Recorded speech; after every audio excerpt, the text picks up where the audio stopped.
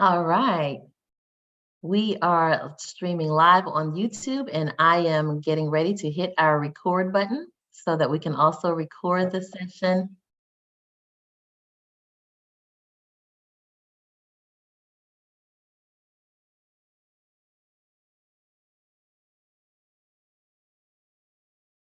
All right.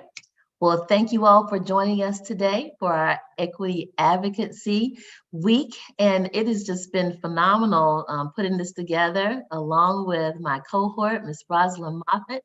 And so I'm going to let her take it away because she is kicking off Advocacy Week with a bang with all of you. And I'm just a pleasure. It's a pleasure just for me to be here. So Rosalind, I'm going to turn it over to you and thank you so much. Good morning, everyone. Thank you for joining us. Thank you for our panelists for being here, and we'll talk with them in just a few moments.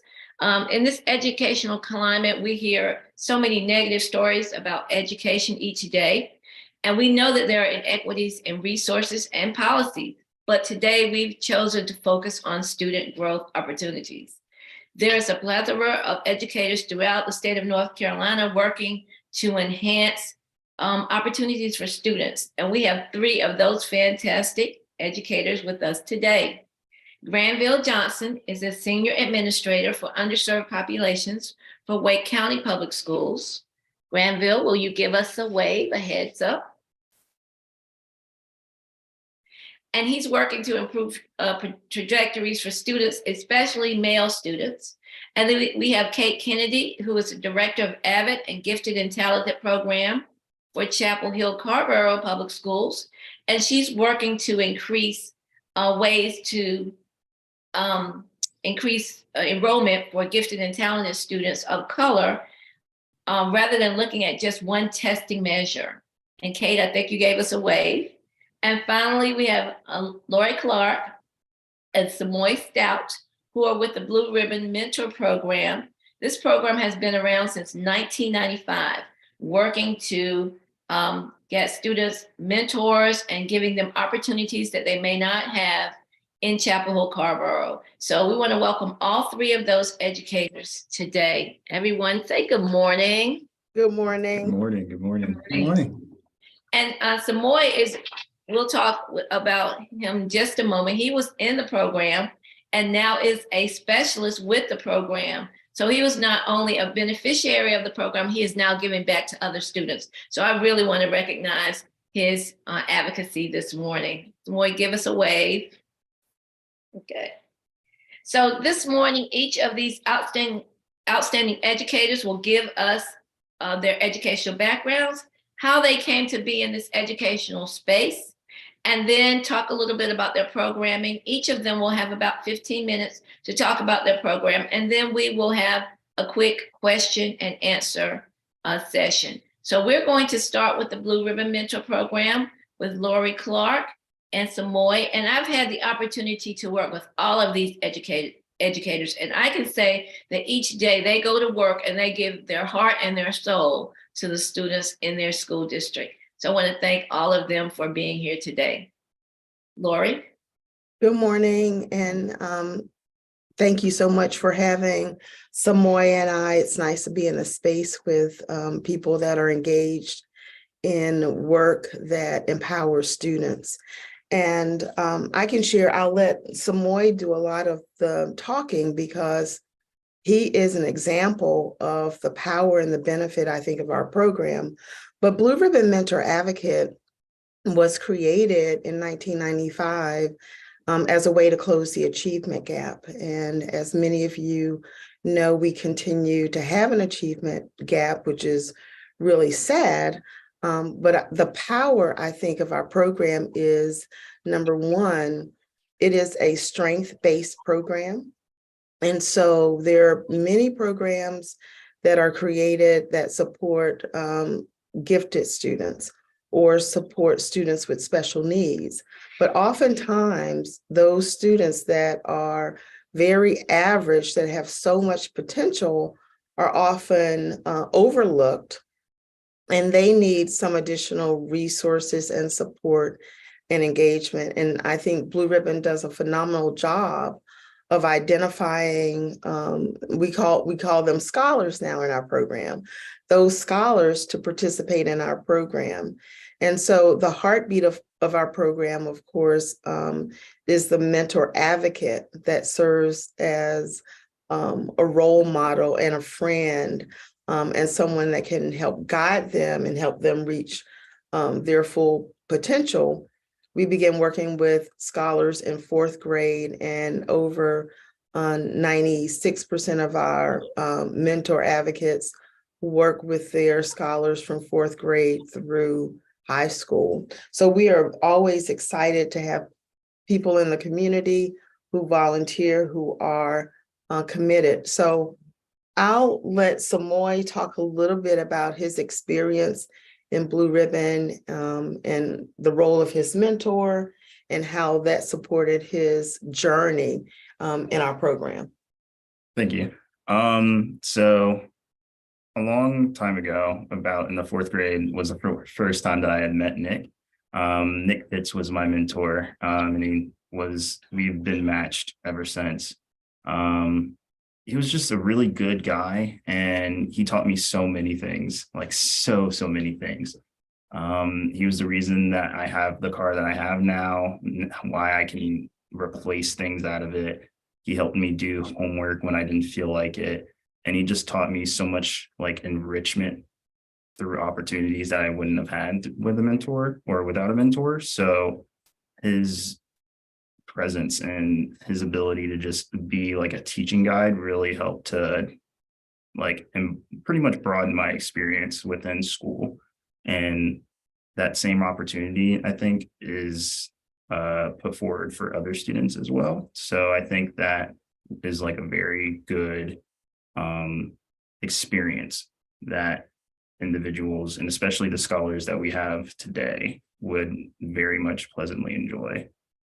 So in addition to our mentoring component, we have several programs that I like to think of as we cast a wider net, that they were created for our scholars in the program, but they're extended to all students in Chapel Hill Carrboro, with an emphasis, of course, on students of color.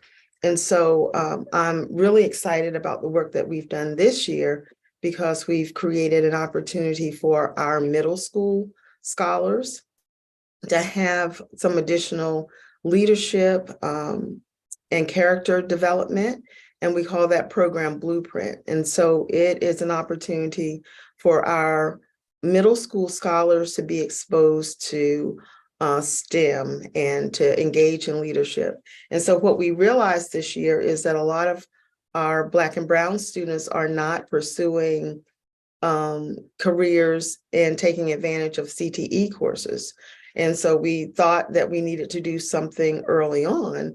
And so the opportunity to create Blueprint and provide an opportunity for middle school scholars to be engaged in hands-on opportunities was a great fit for the program.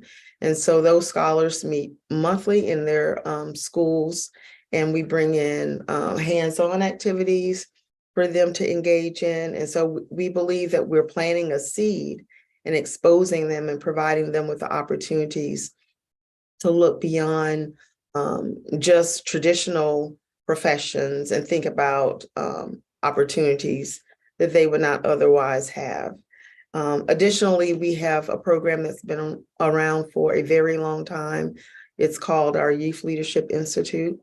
It's a leadership development program for high school students, a phenomenal program. Our Blue Ribbon scholars are required to participate in that.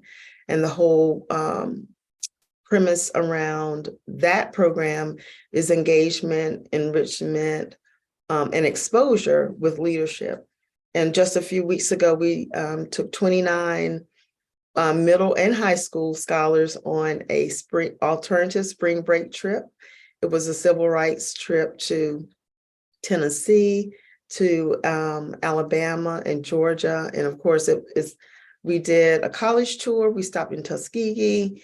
We engaged in a service learning project in Atlanta, and of course, toured the King Center in Atlanta, and EJI in Montgomery. So again, when you think about Blue Ribbon scholars, they're the foundation of these programs, but you want the opportunities to be offered to other Black and Brown students so that you're casting a wider net. And so I don't know if you want to talk about your YLI experience before we move on to our level up. Sure. So also in tandem with Blue Ribbon, I was a part of the Y-Line Leadership Institute. And it gave me a lot of experiences with like service learning, and like one notable time we were at the Ronald McDonald House, and we had started making breakfast for those who were there, and it was just a very empowering experience. It gave a lot of just clarity on who I wanted to be as a scholar, who I wanted to be as a person, and it helped just embody the whole entire visual of doing service for individuals to do service and to help the community. So the scholars who are in the program right now, I think, are learning very good skills that will carry on for the future in education and in life, really. Thank you, Samoy. And because our principles are around engagement and exposure and experience, every 2 years, we try to be mindful of taking our scholars on an international trip. And so Samoy went to Italy. Yeah. He had an opportunity to go to Italy. We've taken scholars to Ghana, to Costa Rica, to Italy, to France, and Spain. And so I believe Blue Ribbon is providing opportunities for our scholars to have, real life experiences. And, so they have the opportunity to learn about history in the classroom, but then you take them to Italy, or you take them to France. And so the pages in their textbook come alive and they become real, and it's a great opportunity for them to really explore beyond Chapel Hill in North Carolina. Another new initiative this year is a program we call Level Up. And I believe Samoy has come full circle in that he was a participant in our program, and now he's working with Blue Ribbon. And what I love about the people that we employ, many of whom have come through our program, is that they're passionate about this work and they see the benefit. And so they're really engaged in continuing the support and the opportunities to engage and uplift. So Level Up is a program for our 8th through 12th grade Black and Brown males. And Samoy has been phenomenal in initiating the program and seeing it through. So I'll let him share some of the things that we've done with our Black and Brown males. So Level Up was a program, to be quite honest, I wasn't entirely sure that I was ready to start, because I had just come through a whole entire thing. And within that, I think it was a valuable lesson to teach for the kids who participate as well. The whole entire premise of Level Up is enrichment. So giving them a sense of exploring and being in a whole entire new environment and developing their sense of skill set.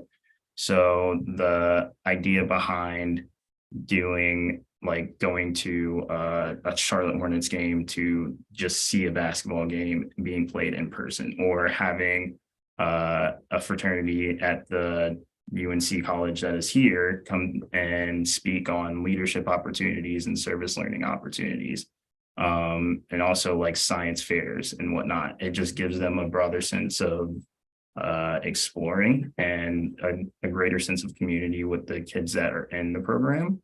So it's been a good amount of work, but I think that the kids who participate are apt to learn, and they want to experience as much as they can.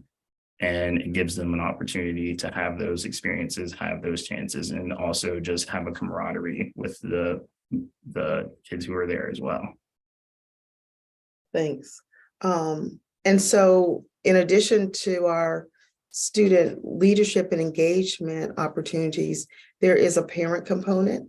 And so we work with our parents and engage them and have expectations that they will, provide opportunities and encourage their children to participate in the program.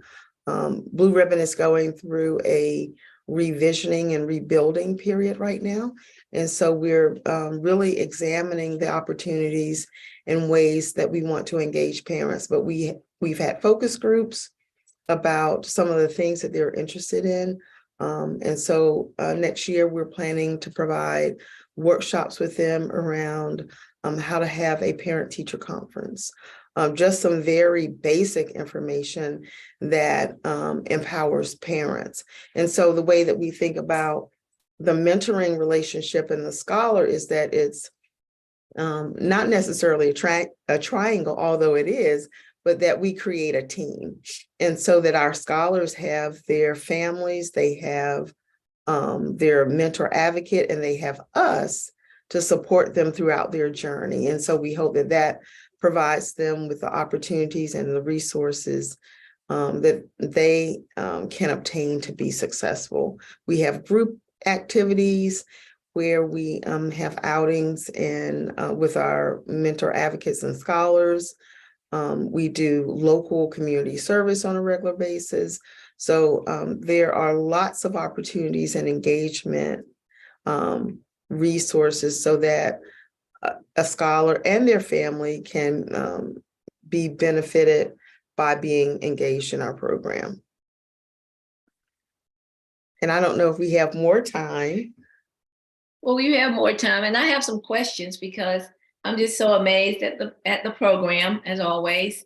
And just to see, as an educator, Lori, I assume you've worked with Samoy before, is that right? Yes. So to see his progression is amazing, that he is now part of the program and speaks so highly of the program. So I imagine that that's just a positive for you every day to come to work, to have this young man working with you.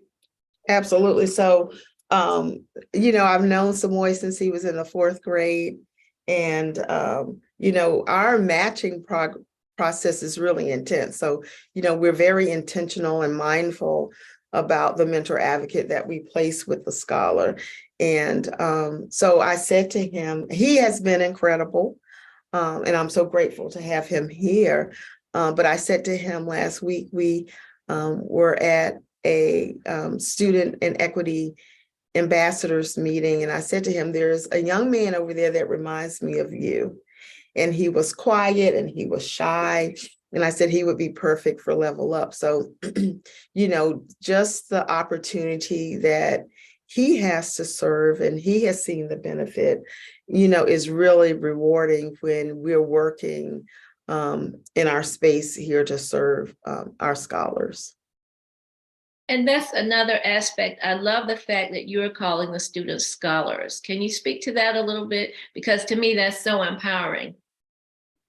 So, we had a revisioning and a group to think about ways that we might change Blue Ribbon, and also now an advisory board. And so we thought we wanted to get away from the term mentee, because it almost seemed like deficit to some degree, like the mentor is here and then I have a mentee.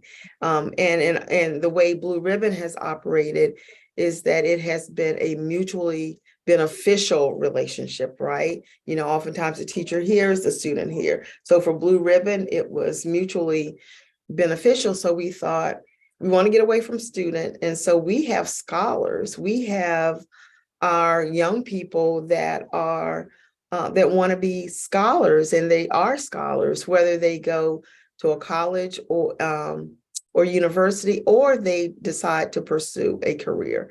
And so that level of an additional encouragement, we thought the time was right to make that change.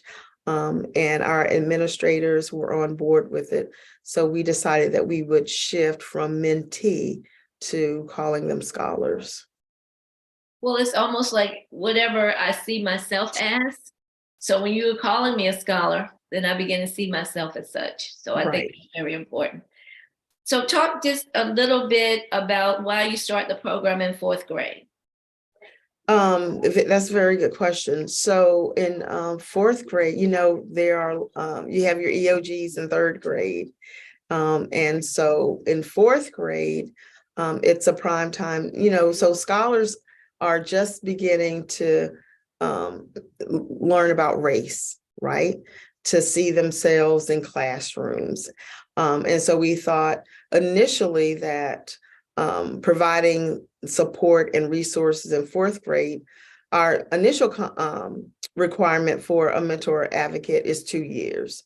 And so if we begin in 4th grade, then that would help that scholar transition into middle school, right? Because you need that, at young people to go through a lot of changes and just have a lot of stuff, right? And so it's beneficial to have someone, and we're digging deeper at like their test scores. And so really looking at, are they on grade level? What can we do in elementary that prepares them to be successful and identify resources in middle school and beyond? So in elementary, the focus is really developmental, that I'm getting to know a young scholar and I'm building a relationship with them and I'm building trust, right? Because it takes time to build trust and to build a relationship. And you're not only building a relationship with that scholar, but with the family as well. So then that provides like the foundation of the support and the success of being in the program. So in elementary, we're building our relationship. In middle school, I'm beginning to help you explore your dreams. And in high school, I'm helping to prepare you for college or beyond or job. Yes. Job.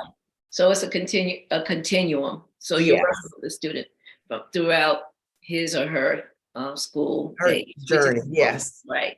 Absolutely. So my last question, Samoy, tell us a little bit, are you in college at this time or are you working with the program, and what are your goals?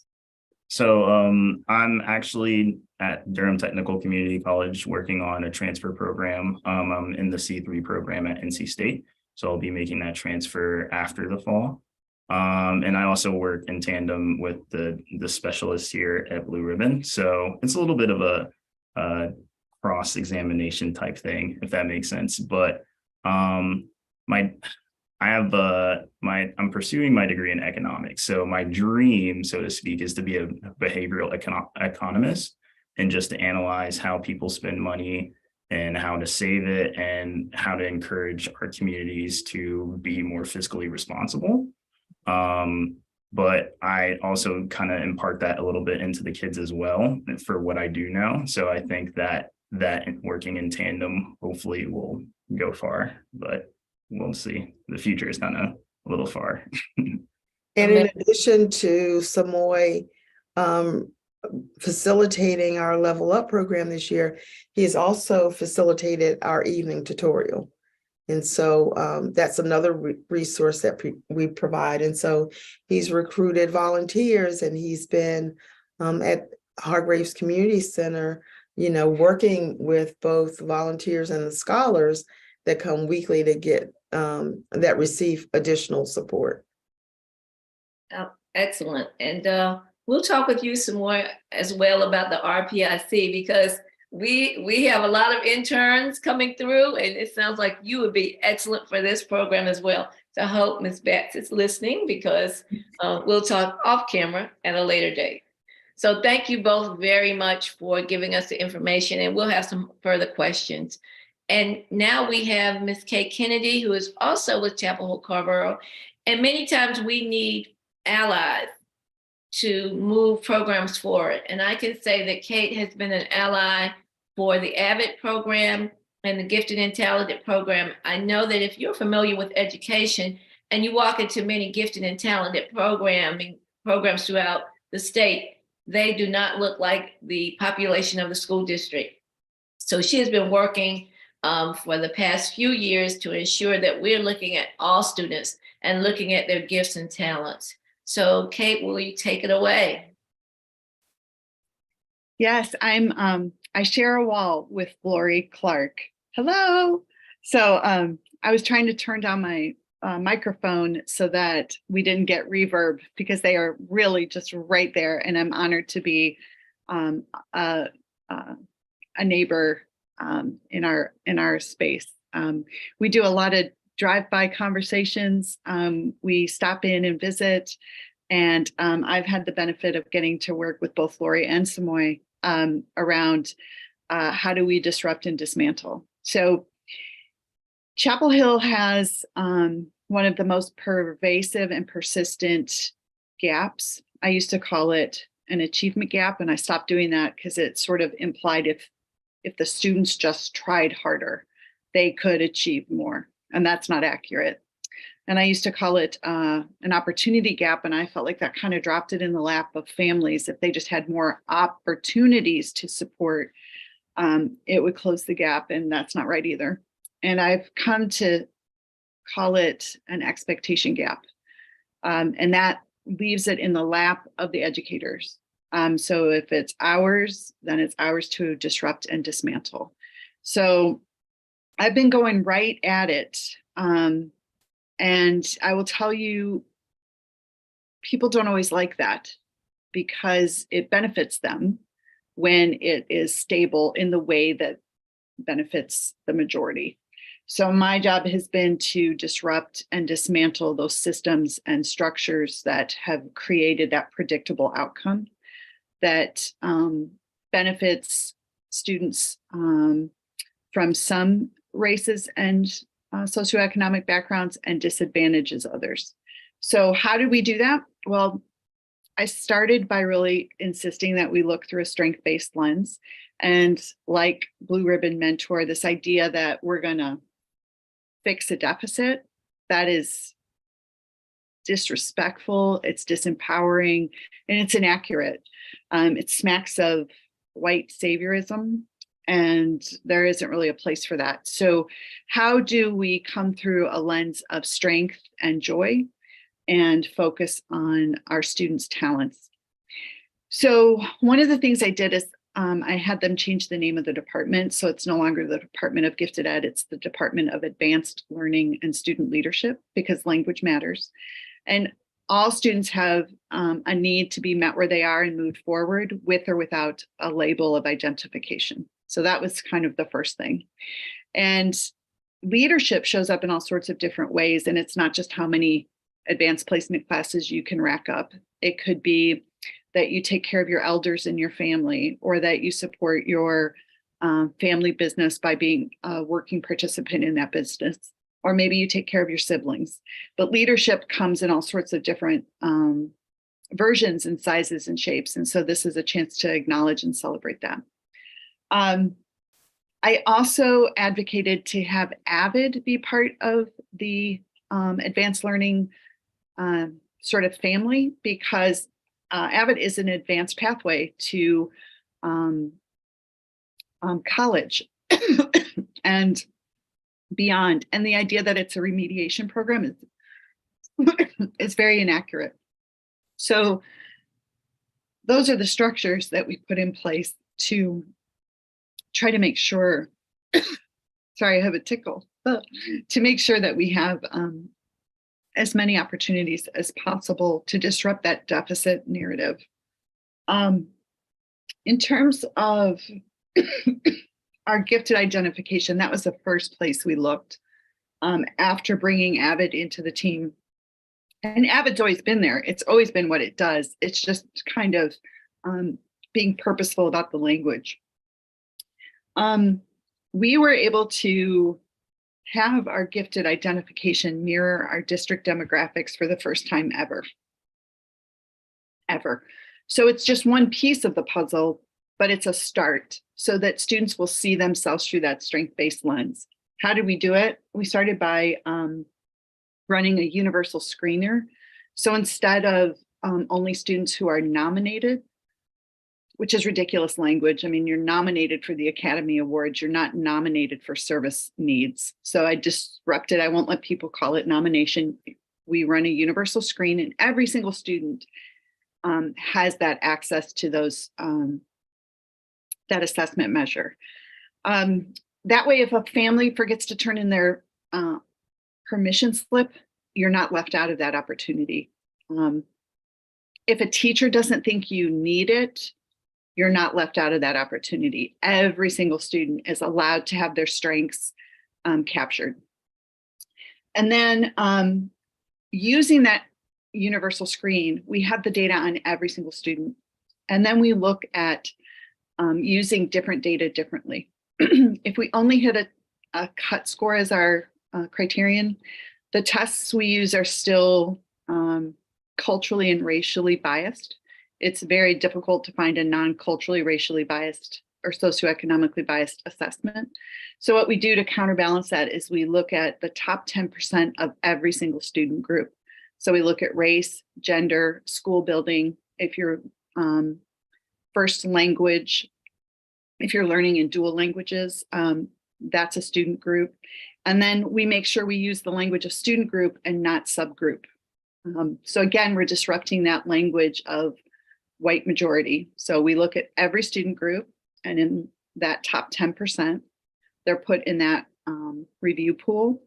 And then we have a diverse lived experience team of educators who know the student to look at the review process. So what that means is the art teachers there, the music teachers there, the PE teachers there. We're trained and supported by our equity department. So they come and they're using the racial equity impact assessment to manage the qualitative portion of the review. And using all of that, we were able to have our historically underserved students captured and identified.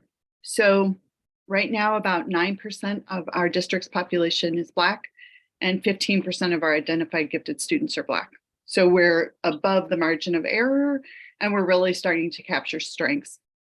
A little bit lower with our Latinx population, probably because we're still looking at ways to capture leadership and strength in a communal culture where it might not be comfortable to show out. And so that way we're using different examples of leadership that are culturally responsive. And that's the example of taking care of your elders in your family or working in your family business, all sorts of different ways that that leadership might show up. And our equity team helps support that work as well. And using that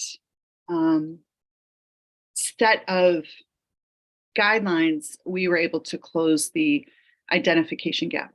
So now my hope is that looking through that strength-based lens, we support pre-K so that teachers are looking through sort of some of those challenging behaviors that kids can show. If you're looking at that as a strength, that helps us start to close that gap.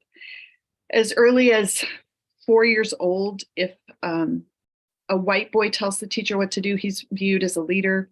If a white girl tells the teacher what to do, she's viewed as bossy. If a Black girl tells the teacher what to do, she's considered angry.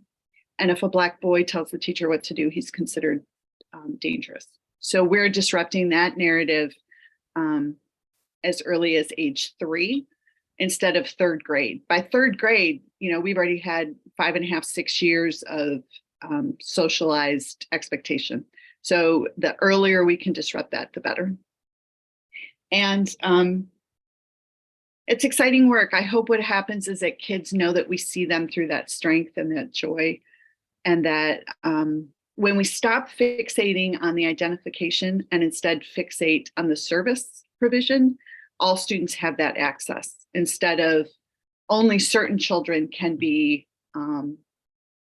given exposure to that challenge and that rigor. If it's kept out of the school, like sometimes people will say to me, just stop identifying gifted ed. It's racist, it's predictive, stop doing it. I can't because the state of North Carolina requires it. It's under Article 9B legislation that says you have to identify. But each LEA or each school system gets to decide how they do it. And so if I have to do it, I'm going to do it as equitably as possible, following the guidelines of experts who are trained to disrupt and dismantle that work. We are required to identify. I've always wondered what it would be like if we just said, well, we're not going to, and then we would be the Supreme Court case that would challenge that and say, well, no, and then it would get fought at that Supreme Court level. So maybe one day. But until then, my goal is to make sure all students have access. When we disrupt it for resourced families, sometimes that's barely even a speed bump. But for students who are school dependent learners, my goal is to make sure they have access to that stretch and that rigor, and that they see themselves through that joyful excellence.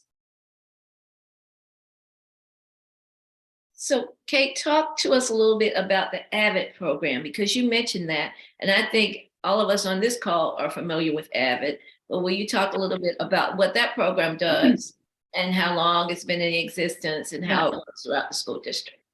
That's right when I was starting to have a panic attack because I was coughing. So thank you for giving me the chance to come back to that. My eyes are watering. AVID stands for Advancement via Individualized Determination. And Chapel Hill Carbo City Schools has had that program since 1996. We are one of the oldest programs in the state of North Carolina. And it was developed for students who may be first generation college, and it gives community and challenge and rigor around accessing honors and AP classes that lead to college acceptance and excellence and success and joy. And our program here, we strive to make sure that it's run with fidelity and that it's seen through the lens of its strengths, that it is a advancement program. It's not a remediation program. It's not, it's not, that's not what it's made for. It's made for kids who may not have had or may not have access to people who have navigated the college entrance system. And it gives that community and that structure and that joyful support at school. And it starts in our district. We have middle school and high school, and we're looking at increasing our school-wide opportunities at the elementary level. Right now, there's one school where it's at the elementary level, school-wide, and then the individual class is at middle school and high school. So all students benefit from AVID structures, like how to take notes, how to study, how to be a good group partner, how to track your own data around your grades, how to be joyful and have fun together. I mean, all of that's integrated. So all students benefit from that, and some students benefit from the direct course. And do you work with parents on, I know navigating college is difficult for everyone, for parents. So do you have any outreach for parents whose students are in AVID to help them with that whole process? Yes, so their building level coordinators host college nights, and they walk through the process, procedures, timelines, expenses, so they can backwards plan. If you've already done it once, it's like when you travel someplace and you already know where you're going, it's less stressful. But the first time you go someplace, you feel like, am I missing a turn? Have I forgotten something? So it's easier when you've done it before and when you have guides that help keep that anxiety kind of out of play. So that happens at each high school. And one last question. I've heard you talk about the language. Can you speak to that a little? Well, I have two questions for you really, but the language and how you are, and I heard Lori and Samoy talk about that as well, changing the language of how we speak about students. Can you talk to that a little bit? Yeah, it's very pervasive. This idea that we're looking through a deficit lens, and especially with students of color, that the dominant majority is here to fix our students of color. And, you know, and Gifted at its sort of baked into the structures if you don't actively disrupt it. And I will say, I think that's how you get a gap, is that when you don't directly address that, it reinforces that negative mindset. So I won't let people call it a subgroup. I mean, I correct people at the state level. I don't think they enjoy that really, but I say student group, not a subgroup, a student group. Because sub to what? Oh, the white majority culture. That is pervasive. So modeling that and norming that and making sure my team models and norms it kind of has that ripple effect. And then helping families understand I work hard on my affinity group. So I try to make sure white families are managing themselves, so that I'm doing that work as much as possible so that my Black colleagues don't have to do that as well. Like, that's not their job to have to manage that too. So I think that also comes in terms of the language and the deficit mindset that we're trying to disrupt. Absolutely. I think as an educator, and I've used that term as well, subgroup. What does that mean? It's like in your mind, a submarine is below par. So Yep. I really applaud you for changing that terminology. Yeah. Subgroups and nomination. We don't nominate. We, like, my son has extreme special needs. He wasn't nominated for his self-contained EC classroom, right? He was referred based on need. So why would we do that on any end of the continuum? So that language, I think, matters, and our children are watching us. And when we have policies that reinforce that deficit, it's not benign. So when a student in third grade sees their classmates removed from the class for their pullout group, right, with the gifted ed specialist who comes and looks like me and takes students who look like me, predominantly white nation students, that's not benign. That does damage. And the benefit to one group that damages another, it's not okay. So how do we disrupt that narrative and still get everybody what they need and still get everyone what they need? So that is the work. It doesn't make everybody happy because people like it. They like it the way it was. You might put your Black Lives Matter sign in your front yard, but still want honors and AP work for your student, but maybe no one else. So that's a narrative that I address pretty directly. And but just know, as an ally, when you disrupt it, it's not like people like it a lot. So that's the work. And we stick together and we just keep chipping away at it.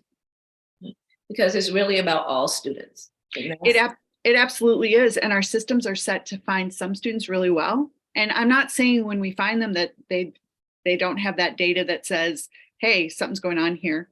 But there's students that we miss very, very predictably if we don't do it differently. And so what's that t-shirt? Equity isn't a pie. You're not taking it from someone else. That's the message over and over again. We are not capturing accurately for some students in a way that we do capture accurately for others. So how do we disrupt that and extend that? So AVID is one of those pathways of strength, and disrupting that structures and policies that predictably get us the same students year after year after year, undoing that, and then but not removing it from school, because if we have school dependent learners, that's their pathway to receive that structure of challenge.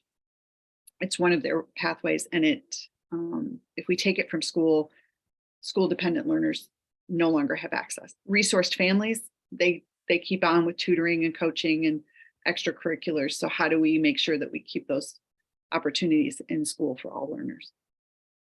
And so that just piggybacks on what Lori and Samoy talked about, giving students equity and access to programming that other families are able to pay for. I mean, let's just be honest about that. So giving, students, all students, opportunities. Yep. So thank you for all of the work that you do. And we will go over to Granville, who is with Wake County Public Schools. And I believe he has a presentation for us. He works with underserved populations as well. So again, today we're talking about giving students opportunity. I keep saying that because I want those folks who are listening to know that in the school system, we are working hard each and every day.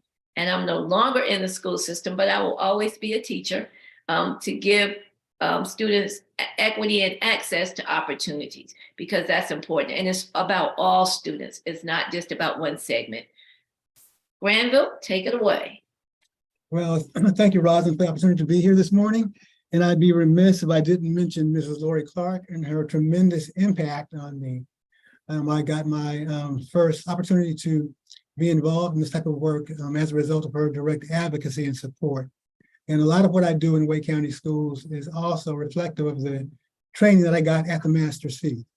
So thank you so much, Lori. I really appreciate you. And I am going to do a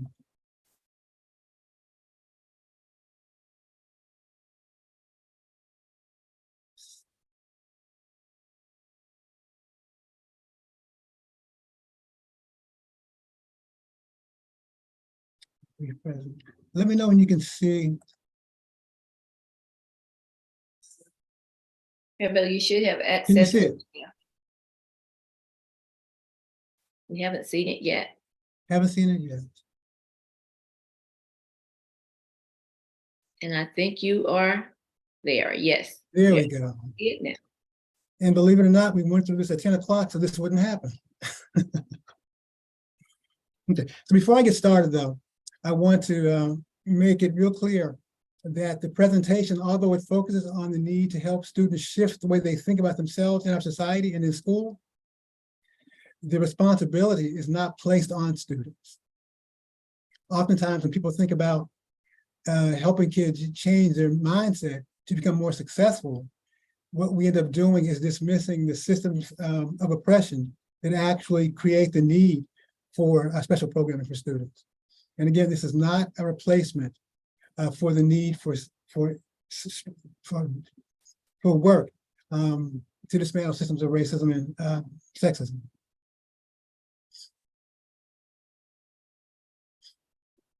So our goals for our students in the Helping Hands Mentoring Program, and Helping Hands is an after-school-based program that provides group-based mentoring at our school sites. 99% of our mentors are actually teachers or administrators who remain after school for 1 day a week, and they engage the students in critical thinking and activities that help them begin to expand their worldview. So our goals for our students is to expand their worldview and provide growth opportunities and experiences. And throughout this presentation, I will walk through each of these. And first of all, we know that Black and Indigenous students face an invisible and complex web of barriers. Everything from immense peer pressure to Eurocentric bias in the text. But the area that mentoring can really be helpful, the upper left-hand corner, the underdeveloped counter-narrative. What we want to do is help kids begin to see themselves differently so that they can begin to move through life differently despite the challenges.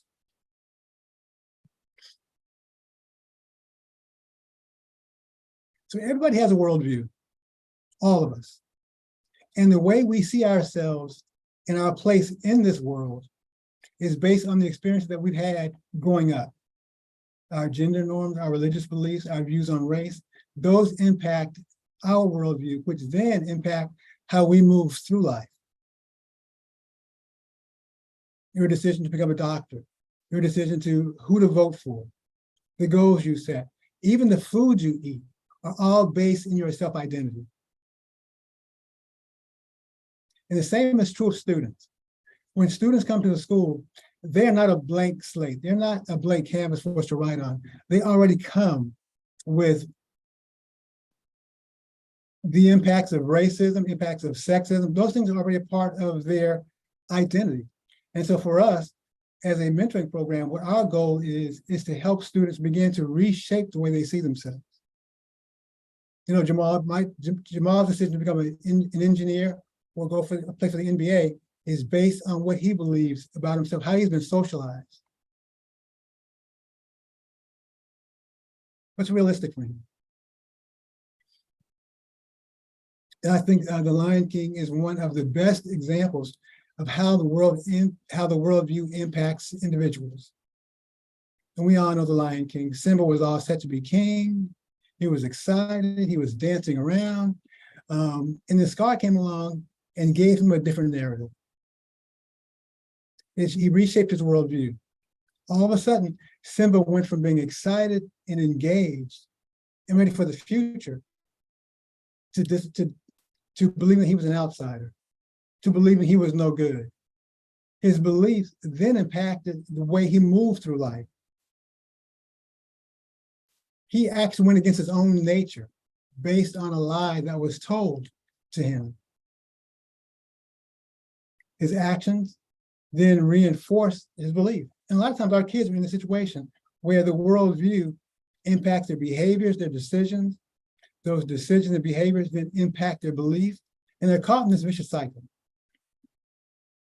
And so as mentors and mentoring programs, one of the things that we can do is help disrupt that cycle of help them build a counter narrative to disrupt the cycle. So some of the things that we do to help students disrupt that is we begin to help them manage their internal monologue. When students think, I'm not good enough, I'm not smart enough, I'm too this, I'm too that, girls are not good at mathematics, they don't understand that it's simply a thought. They think is objective reality. So what we begin to do is we help kids begin to see their untapped potential. And so we have to engage with students in conversations about their untapped potential. One of the things that we often do with students from elementary through high school, we just talk about a seed. What do you see? Pretty much nothing. But inside of that seed is a tree. The roots, the trunk, every leaf, every apple is inside that seed, even though you can't see it. And the same thing is true about each of those students. And what happens is the kids begin to think about this, reflect on it, and it begins to help them begin to push back some of their own self-doubt. It gives them the emotional, psychological tools to think, wait a minute, I am more than what society tells me. I am more than what my experiences have led me to believe. So with Helping Hands, there's a lot of emphasis on helping students change the way they think. And again, this is very tricky because people often come back and say, but aren't you sort of like putting the onus on kids? And an example of how this isn't the case is that we had a young man I was talking to, he was in middle school, and he was talking to me about a teacher he was struggling with. He thought she might be racist. He wasn't sure, but he was struggling in her class. And I said, remember, a few weeks ago, we were talking about all of the great Black achievements pre-civil rights and how there were banks being built and engineers and helping build the atomic bomb and all these things. Even though they were faced with obvious racism, blatant racism, they decided in their own mind that I am not going to let racism win. I'm stronger than this. I'm better than this. I can overcome this. Talking to students like that actually gave him enough confidence to say, well, you know what? Whether she's racist or not, I am not going to let her win. So those are the kind of tools that kids actually need to be engaged with and talk to so they can begin to really move forward. Another thing that we do with students is positive self-talk. Here, a young man, he's pouring clear water into dirty water. And that's one of the things that we do with students to help them begin to think about how the toxic society that we've been socialized in creates a situation where we think, well, Black folks cannot be engineers. We're hip hop artists. sports and athletes. And so what the young man is doing right now, he's actually going, I'm creative, I'm lovable, I can do anything.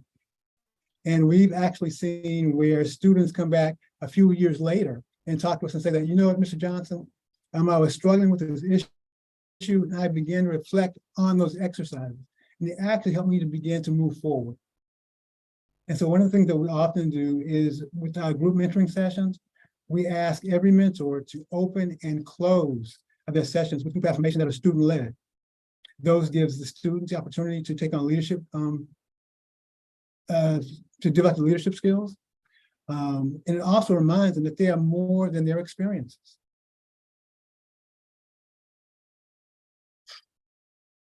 And growth opportunities and experiences for students. Whenever I ask young men, what are the two things that Black boys are usually praised for? It's always for athletes or entertainers. So what we do in Helping Hands is what we call Black boy praise. Whenever a Black boy, a Latino boy, Black girl, Latina girl engage in any sort of activity that's academically enriching, socially responsible, we clap for them. If a student raises his hand, we clap for them. We have created safe spaces for students to begin to fail forward, to take those risks. And we don't just praise students for the right answer. We praise them for stepping out and taking the risk. One of the challenges that we know is that when a Black or brown student is in a predominantly white class, if the student makes a mistake in front of the class, it's oftentimes attributed to race. But if a white student makes a mistake in the classroom, it isn't attributed to race, it's attributed to that student's perhaps lack of preparation. So when we can create environments where Black and brown kids are able to thrive and to feel safe and to know that they're welcome, we see the exact opposite. They begin to thrive, they begin to flourish. They begin to stand up. They begin to ask questions. All students really, truly want rigorous engagement. But we have got to begin to create classroom environments and mentoring environments that actually nurture that kind of leadership. I have never, ever met a student who didn't want to thrive. I have never, ever met a student who didn't want to be academically engaged. I have met lots of students who are afraid, who have been told by our society that you're not good enough, that you're not strong enough, that this is not your place. And as a result, much like Simba, they will live into that narrative. So one of the things that we often do as well is we create situations where our young men and young ladies are given opportunities to do presentations. They stand in front of their peers, they answer the questions, and without exception, they always rise to the occasion. Because again, at the end of their presentation, what happens? Everyone is clapping. We clap and we yell as though they caught the winning touchdown. Well, I'm not a sports person, as though they caught the winning pass, made their last shot. We clap with them. And it's what's really interesting, Rosalind, is when I forget, or the other mentors forget to lead the boys in Black boy praise, the boys will say, "Hey, Mr. Johnson, aren't we going to clap? Aren't we going to praise?" It becomes a part of the culture, and it actually shifts those dynamics. And the students have told us that when they go back into their regular academic classrooms, these opportunities and exercises actually give them confidence.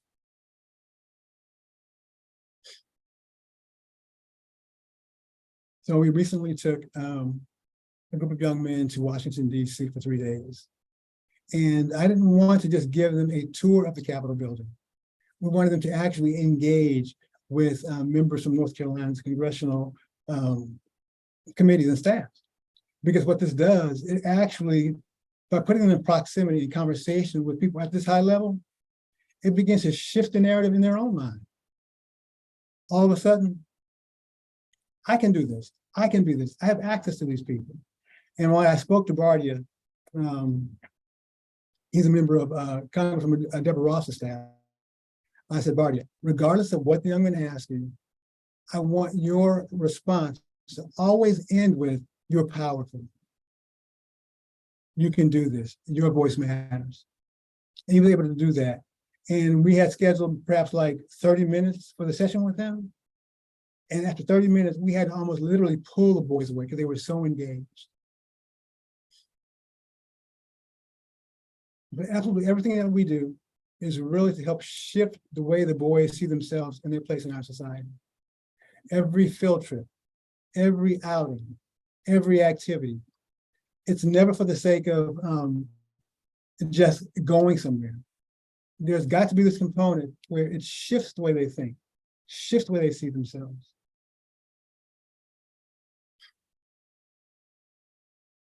We also took a group of young ladies on a STEM tour, HBCU STEM tour.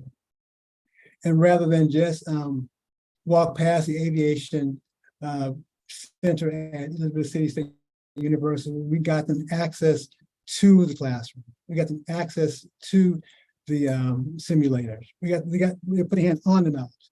If we want them to begin to think that they can become air traffic controllers and pilots, they need the actual experience. I can't stop sexism. I can't stop racism. I can't stop homophobia. But what we can do is give the students the tools to push back against those things in their own mind. We have an annual art exhibit. This has got nothing to do with art. As a matter of fact, one of the young men standing there, when he received the invitation, his mom was like, Granville, he doesn't want to go because his artwork isn't up to par. And I said, remind him, this is not about the artwork.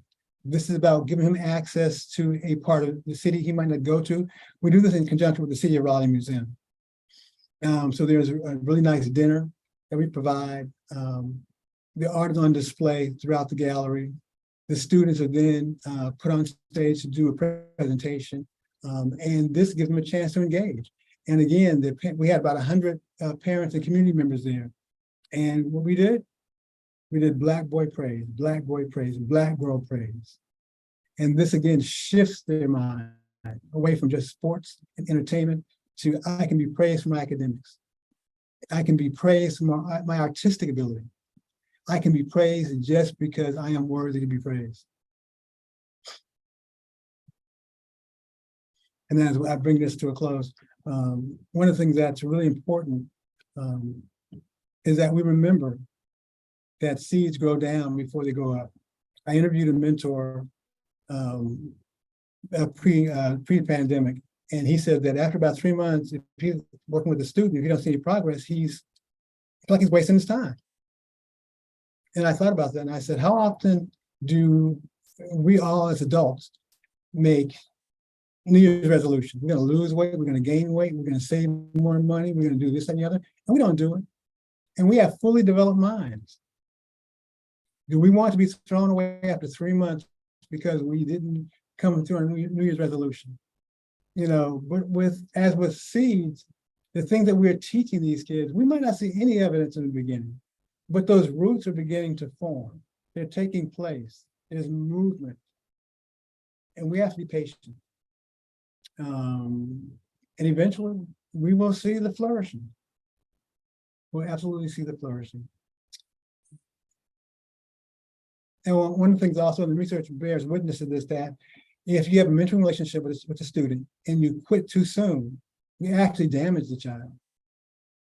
Somebody comes along later and the child says, I've already been through this. I don't trust mentors again. So it's really important that with mentoring programs or any relationship, that you're in it for the long haul.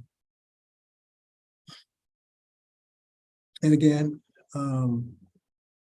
our focus is really helping students develop counter narratives, re-narrate their own place in our society, begin to see themselves as empowered, as worthwhile, as worthy. And when we can do that, then the college tours become much more meaningful. Oftentimes, when students are struggling academically, the first thing teachers from coast to coast want to do is give them more homework, give them more tutoring. And as I often say, the student who needs a tutor is the student who says, Ms. Moffitt, I've been studying this math problem all night long and I can't figure it out. What do I do? Or the student who says, I can't figure out how to roll that R in French. How do you say that again? That's what needs a tutor. But the student who won't even open the book, the student who's considering dropping out of school, that child needs somebody to help build their hopes and their dreams.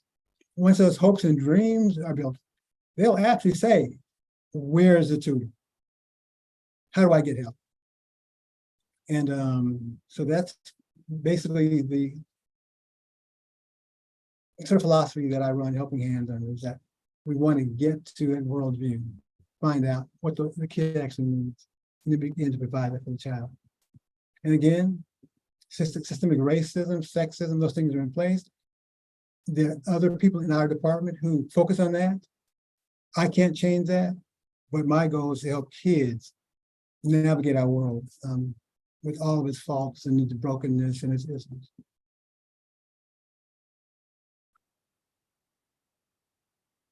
Thank you, Granville. Thank you so much, Al. You know, I'll never look at The Lion King the same way. You're giving me something to think about today, as far as when you listen to those voices in your head or you listen to those negative voices, how it can change the counter narrative. And I remember taking a test where I was doing a real estate exam, and math is not my strong suit. So I've listened to those counter narratives about math. And I had a teacher who said, you will pass the math portion. And I did, because it was just that narrative out of my head was, I can't do it. But his narrative was, you will, you can. And so I just thank you for all you're doing for the young folks in Wake County. Talk to me just briefly about Helping Hands, how long it's been in existence. And one thing that I thought was really important was that 99% of your mentors are folks who are already in the school district that are working each and every day, and then in the afternoon are mentoring students. So can you speak to that just a little? Yeah, so Helping Hands was founded around 1986 by Dr. Robert Bridges, the first Black superintendent for Wake County Schools. He saw that there was a need to provide additional support for African-American students, grades 3 through 8. We are currently building the program out from 3rd grade through high school. And also, I've been in this position for about 3 years now, and I was brought in to help revision the program. And one of the directives that I was received was that to make this program more inclusive. So we support all historically marginalized students in the district. And also we have a program called STARS, Sisters Together Achieving Real Success, which is for female students. And it's also the exact same level of access as the boys program, but it gives them their own space so that they can deal with issues and conversations uniquely female. And as far as the mentors, we're really pleased that we've got a strong cohort of mentors who remain after school 1 day a week, and they will engage students in all types of activities. Mentors went with us on the trip to DC. They went with the young ladies to Norfolk State, Elizabeth City State, and Hampton for 3 days. They build strong relationships with those kids. And one of the advantages is that this person might be a mentor, but it might also be your math teacher. You know, you might see them walking through the hallways, and they can check in on you on a regular basis. One of the other advantages of a group mentoring program is that there can be a tremendous amount of positive peer pressure. And a really good example is I was at a middle school working with some of the students, and I often get the students to come to the front of the class and begin to talk and to engage as a way of pushing them beyond their comfort zone. And there were 2 students who were reluctant. And I'm very careful to push students into the comfort zone, but not their panic zone. So if a student insists that they don't want to do it, I will just, back off. But because we had already begun to engage in Black boy and Black girl praise and we do this for every student. So if a student says, I don't want to do it, we still clap, we still praise that student because your presence here is valuable to us. So when we did that, the students then turned to the other students who were reluctant and began saying, you can do it, you can do it, you can do it. Those students began to smile. They actually got up, walked to the front of the class and did the exercise. Now, as an adult, I couldn't do that. From me, the students would have felt pressure. From their peers, they felt encouragement. And so I looked at that and I just thought about the tremendous amount of benefit of groups of students when they can encourage and support other students. So that is definitely one of the benefits of this type of program, in addition to being able to just reach more students. Pre-COVID, we had about 300 students that we were supporting. At this point, we are about 150 because we haven't been able to fully engage all of the mentors or schools yet. It was very powerful to see the students sitting in the Rayburn building. I thought that picture speaks volumes of how students feel about themselves. So that was very powerful. And also going to Elizabeth City with the aviation program. So, Yeah. yeah. So Lori, how many students do you have in your program? We have 70 scholars right now. And of course, that is dictated by the number of volunteers that we can recruit. So we're hoping to, begin our recruiting campaign, always looking for volunteers in Chapel Hill, Carborough, Triangle to serve. And again, the initial commitment is for 2 years. So you all are doing such tremendous work. Some of the questions that we talked about, you touched on the changing the trajectory of the students. We saw that with Samoy. I mean, you changed the trajectory of his life. And when you're talking about him going into being an economist, I mean, that in itself is positive for the students that are coming behind him. Because how many of us know an economist? I mean, I really don't. But they make the world go around, right? We need to know how to spend our money or not spend our money. So that's a very important job. I know all of you talked about higher education. Can you speak to a little more about the higher education component? I know in Elizabeth City, it's very reasonable at this point to attend that university. So Granville, will you talk a little, when you took the students there, did you talk to anyone in the financial aid office, or did you talk to the students about attending that university at all at a later date? Yeah, so I actually didn't go on the girls' trip. Our female mentors went, and they actually met with the university president and her executive staff. They met with, there are a lot of images that I did not show of girls working in, like in the clean rooms and whatnot and stuff. And some of the students actually, one student I know has already committed pretty much going to Norfolk State University. But one of the things that we also do after every trip is we do a student survey. While on the bus coming back, we send it out via the Google link. And in both cases, the boys trip and the young ladies trip, there is at least a 60% increase in interest in going to college as a result of those trips. Awesome. And Lori, I know you were down at Tuskegee as well.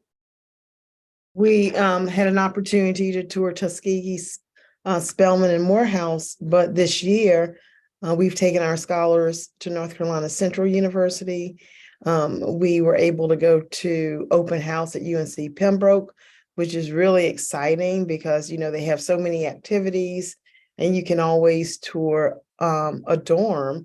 And we also went to Guilford College. So the whole purpose of how we determine where we will go is that we want our scholars to have a different experience. So, North Carolina Central is a HBCU, and then UNC Pembroke is a part of the UNC Promise that you just talked about, similar to Elizabeth City. And then, of course, Guilford College is private. So then, during the course of your time in Blue Ribbon, you have an opportunity to gain an understanding and knowledge of, where do I see myself? What's the best fit for me? Is it a private institution or is it a public institution? So I'm always grateful that we have those opportunities. And again, what we're trying to do a better job of is exposing our middle school scholars so that we're not waiting until high school for them to have that experience. Kate, I know that you just came back from Washington, D.C. in this climate of legislative, how can I say this kindly, legislative changes, I'll put it that way, policy changes. You were in DC to meet with some of our legislative folks there. Can you speak to that a little? I can. And just on the college piece, I wanted to kind of follow up as well. Avid had been part of the Phoenix Academy, which is our alternative high school structure, and it didn't really match the way they could use it. And so instead of paying the site fee for Avid for Phoenix Academy, we used that money instead for them to go on a UNC field trip with lunch and swag and tours, and so that they could see that college isn't just hard high school. College can be, fun, and that there are all these opportunities. And because it's just right up the road from us, we could really focus on that experience of joy in that setting instead of keeping that money in a line item that didn't really impact or help the kids. So that was exciting to be able to kind of reallocate in a way that was specific to the students and their needs. And yeah, we did go to DC to learn how to advocate for educational structures and funding. This is a hard political budget year. And I guess what I learned is that idea of relationships are center became very clear to me, because I would not say that I would be a supportive voter for the two senators who represent the state of North Carolina. And yet they work for you whether you vote for them or not. And I was struck by that. And we worked to advocate around funding for advanced learning through the Javits Grant, which it's the only funding stream at the national level for advanced learning.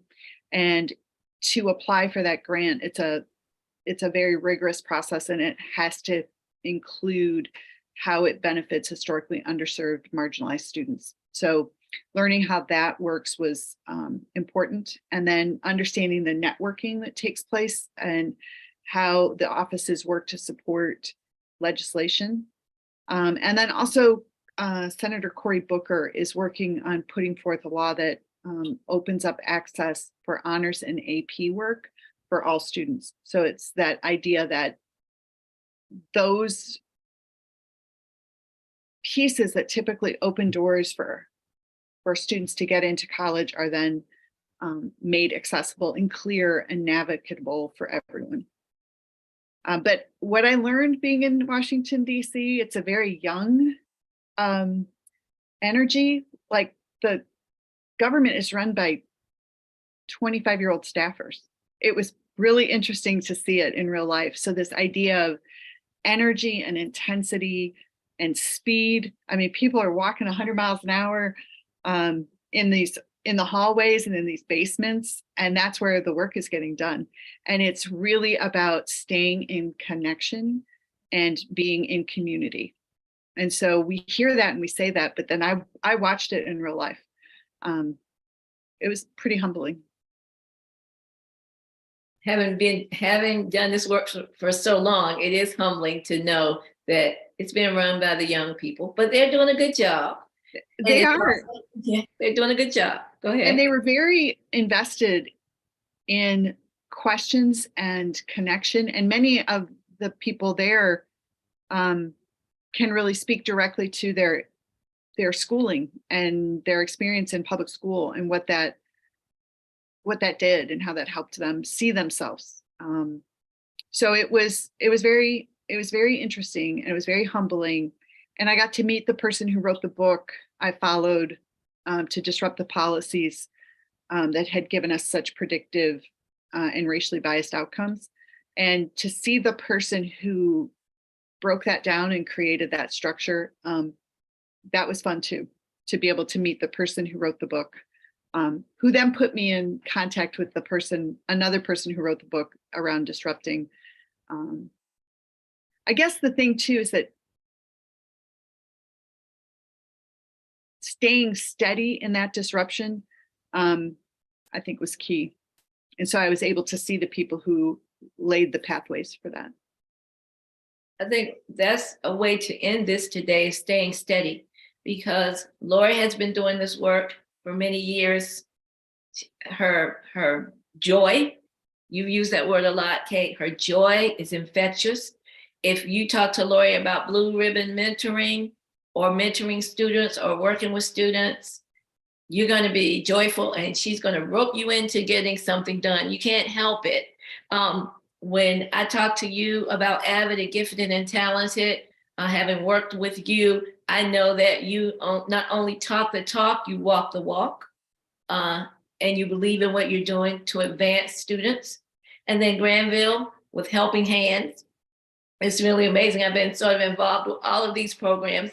I've seen how working with young men and now with the young ladies with the STARS program is really making an impact, because what we want students to be able to see is to see themselves in the Rayburn building, to see themselves as staffers, to see themselves as economists.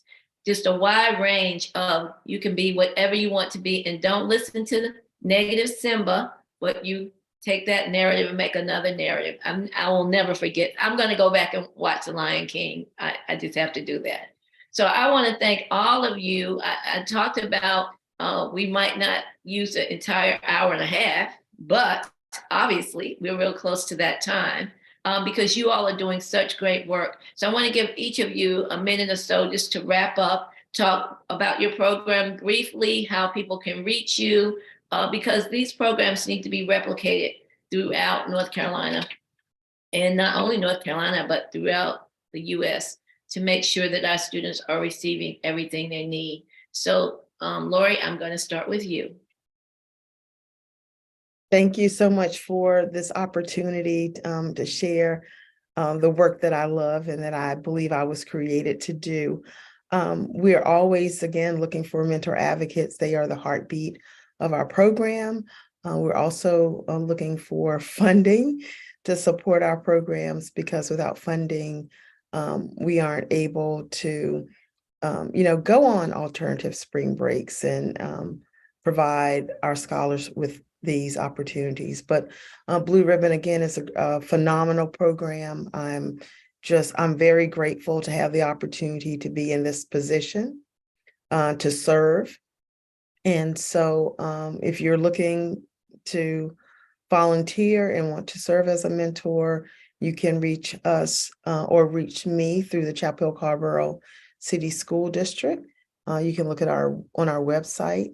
My email is lclark, it's really long, but it's lclark@chccs.k12.nc.us. I got a little tangled up there, but yeah, Lori Clark at Chapel Hill Carrboro City Schools.k12.nc.us. So I'm open to partnering with people that want to engage students in advocacy and civic engagement, and just look forward to other opportunities to share the work that we do. Thank you so much. Thank you. Kate? I'm always happy to share the ways I was able to work at the district level to disrupt policies and procedures that get the outcomes that are predictive. And there are ways to disrupt that.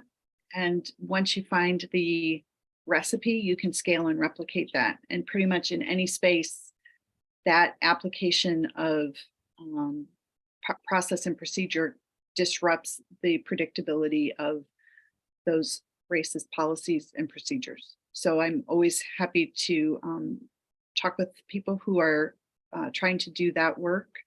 And I can be reached also at Chapel Hill Carrboro City Schools, Kate Kennedy. It's just kkennedy@chccs.k12.nc.us. Okay, Granville. Okay. And I'd like to urge people that as you begin thinking about ways to support students, that you think about how you can help students become self-advocating in terms of the way they think about themselves and the narrative that they live in. A lot of times students aren't really thinking about the way they think. You know, that's critically important. And I also want to use the opportunity to throw out a line to Lori, because I would love to partner with Lori and Chapel Hill Schools in some capacity. I think for two reasons. One, I think it'd be great for our students, but I think it'd be great for me to keep learning at the feet of the master. And my email address is gjohnson5@wcpss.net. Again, that's gjohnson, please put the 5@wcpss.net. Thank you.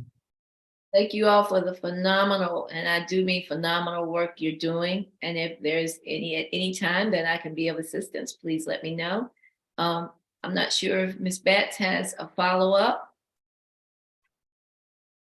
Thank you all so much. First of all, there's nothing that I can say that can top anything that you all have already said.